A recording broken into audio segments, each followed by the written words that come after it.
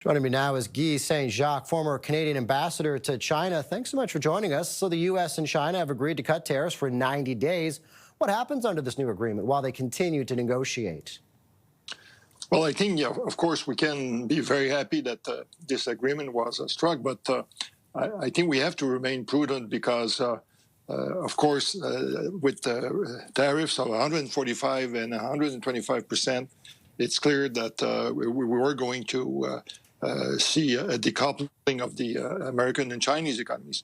But it doesn't leave much time to sort out everything that needs to be sorted out. We know that the Americans want the Chinese to change their economic growth model to move to one that is based more on consumption.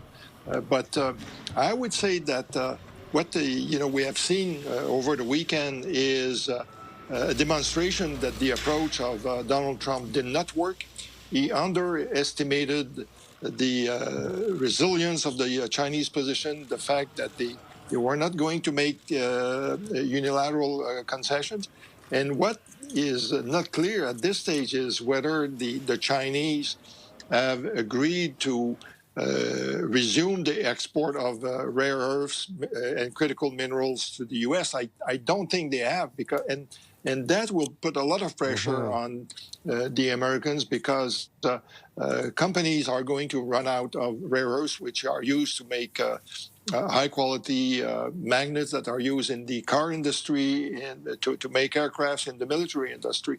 And when you know that China controls 70% of the production of critical minerals, I think this is a very strong element that they will want to take full advantage of. And I'm curious if you see this deal having any impact on us here in Canada and our trade relationship and the deals that have to be made with the Americans and getting the tariffs lifted on our products.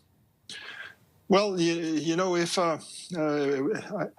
we would have to identify products that are essential to the Americans that they cannot get easily elsewhere, and I don't think we have many of those products. But in a way, when you hear Donald Trump talking of China as the enemy number one, but he keeps tariffs on our cars, on our aluminum, on our steel.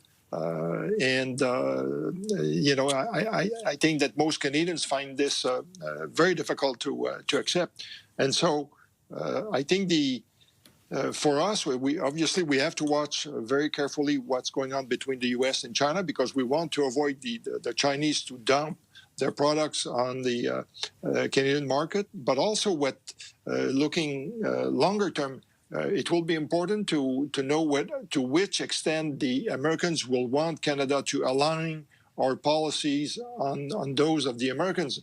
I would argue that so far, by putting 100% tariffs on Chinese electric cars, we didn't get any brownie points in Washington, and therefore, for Canada, we will need to think about how do we want to deal with China.